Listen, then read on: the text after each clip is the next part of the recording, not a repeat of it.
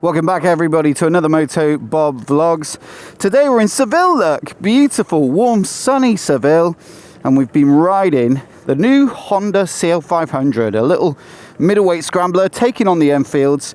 And while we've been able to do some fantastic, where's my keys? Here we go, in the side here.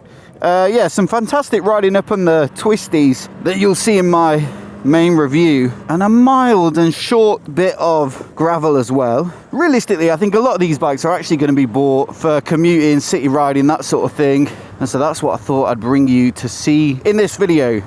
We're just going round through the city traffic to do some tracking photography and some tracking video as well, so things could get a little hairy at some point, but while we're on the way I'll tell you why I think this would be a brilliant little bike for city commuting and that sort of thing, which is what I did a lot of when I had my Triumph Street Twin and lived in London. I mean, number one, it is very slender. When you this side, when you get on this bike, you'll see that the fuel tank is super slim. It's more of an almond than a peanut, to be honest. And it makes it very easy to stand over. It's 790mm in the seat height, which isn't, you know, it's not huge, it's not tiny, it's right in the middle. But I think what you will notice when you get on it is just how slim the tank and seat are, and that means that the standover is actually pretty reasonable. It shares the main frame and the engine and, you know, some of the visuals with the Rebel 500. Which is a really popular bike with beginners because it's so low, but 690mm in the seat is super small, in my book anyway. So low that I think I'll be pretty uncomfortable riding that after a while, and so this would be my pick. It's a really good compromise of approachable, it's not particularly heavy at 192 kilograms I believe, and yeah, nice and slim and easy to get on with. But on the flip side, number two reason why I like this bike is, despite being middleweight in capacity and really slim and pretty lightweight, the ergonomics are quite spacious. So I think that's a benefit of it being a scrambler style motorcycle, is that you do have an excuse to fit it with some risen up wide handlebars, and that gives you plenty of space in the cockpit, and also this nice commanding riding position where you're looking forward, which is perfect for city riding. And despite sharing that main frame with the Rebel 500, they've actually given it a completely new subframe, so it's longer, so you've got space for a passenger, and also it's higher. Like I say, that's giving it that extra seat height as well as longer suspension. And so yeah, if you do want to ride two up, which isn't an option on the Rebel 5 of course, then you can do it with this. And I think it's a reasonable amount of space for a passenger. I wouldn't say it's the biggest passenger seat, probably something like a CB500X, which is based upon the same platform, would be a bit more geared towards that.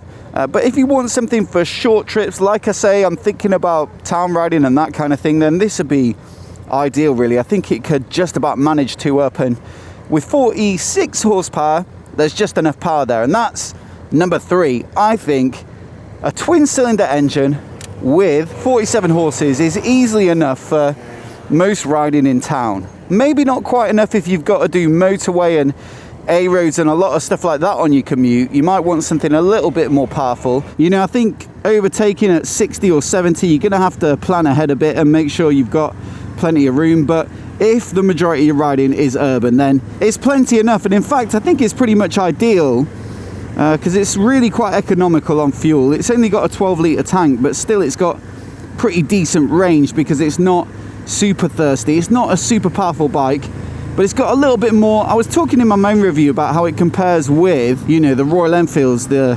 Himalayan, the Scram 411. Certainly the Scram 411 is suited to city riding or aimed at city riders, and they just feel a little underpowered to me. They're meaty in the sort of lower revs, but when you do want to get a bit of a wriggle on, they can feel a touch sluggish, to say the least, whereas this is more acceptable in my book. The only thing that might be a little bit divisive or a limiting factor for some people who are thinking about, you know, getting something for riding to work, you want to look stylish, impress all your friends with your super cool motorbike, And so maybe, yeah, the looks of this bike are not quite there in terms of, who wants to be over here? In terms of desirability. It's definitely a bit of a jumble in terms of like a few retro touches, but obviously it's got that modern Honda style. It's definitely got a lot in common with the Rebel, which you can't get away from if the fundamental shapes of the bike are common between the two. But I will say, accessorized, this particular bike that I'm on now, I think it looks all right. It's got the white handguards, the fly screen there, the high front mudguard, which, I don't know, they do look a bit unfinished in a way, but I think that's a period detail, if you will. I think Scramblers of that era that they're referencing with the original CLs might well have had just generic white aftermarket parts like that. And so, I don't know, maybe it does look a little bit too basic on the one hand, but if you do like your period details, like I say, then maybe it does work. And I think actually, you know, in some of the pictures I've taken and stuff today, it looks kind of smart. There's an orange one, a blue one, a black one, and then this khaki green. If you're getting a Scrambler, this is a safe choice for a colour that's always going to look pretty good on a Scrambler. And they fitted this one with a brown accessory seat as well, and a little number board on the side, so it all helps. You know, the standard bike for me, when it's not accessorized and quite bare, it starts to look a lot like the Rebel, and that's not particularly a bike that I would say looks rugged and aggressive and semi-off-road inspired and all that kind of thing. But yeah, with a bit of dust on it and all that good stuff, and the right accessories, it does look a little bit more the part in terms of the Scrambler vibe. As for the exhaust note, they say they've done a little bit of work to tune it with the different lengths of pipe in the silencer there. And whilst I appreciate their efforts, you know, fundamentally a 180-degree crank in a parallel twin is never going to sound particularly soul-stirring, let's say. And I say that as someone who owned Kawasaki ER6N, so similar engine, well, the same engine layout, a little bit larger in capacity. I remember putting a Delcovic, like, loud exhaust on it, and it still sounded, you know, a bit flat. So yeah, there's no accessory pipe available for this bike. Perhaps an acknowledgement that there's not much you can do for it. But I don't think, yeah, buying anything louder is going to improve it.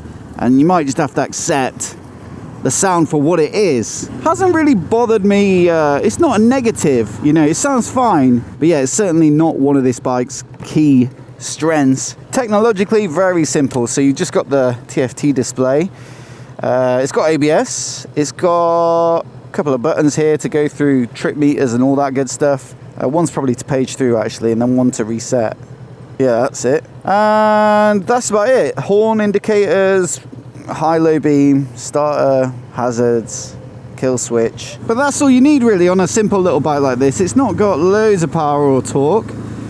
46 horsepower, like I say, 43.3 newton meters of peak torque. So not exactly tire shredding numbers, just nicely poised for this kind of riding. And so yeah, TC and all that stuff is probably not really a necessity. Everything else about this bike is pretty much fine. You know, the brakes are fine. It's a 2-pot Nissan caliper on the front there, 3 10mm discs, so decent stopping power for moderate riding. Single pot caliper on the rear. You've got a 19-inch front wheel, 17 rear to give it a bit of that Scrambler aesthetic. Suspension is preload adjustable at the rear, which is all you really need for carrying a passenger and whatever. A little bit on the bouncy side perhaps. When you hit those big bumps in the road on the rear, the shocks boing you around a little bit, so perhaps underdamped. But that's only when you're going at a good clip and sort of hit one of those fairly large undulations in the road. Generally, I'd say it's a great little agile bike, and certainly one to look at if you were considering the old Royal Enfields. As always, I'd love to know what you guys think of it though, down in the comments below, so do let me know. Hope everybody's well, and I'd love to know what you're up to in the comments. Plenty more exciting bikes coming up on the channel. When I get back from this, I'm going to pick up a Street Fighter V4S from Ducati for a couple of weeks, so a little bit of a step up, one might say. But that should be a lot of fun, so some content coming with that. We've got some of the new KTMs as well, and also a couple of Harleys. So the new Nightster Special, the Breakout 117, what a proper beast of a bike. So yeah, keep your eyes peeled if you want to see any of those on the channel. Many thanks for watching, and I'll see you Probably on the Street Fighter. Cheers.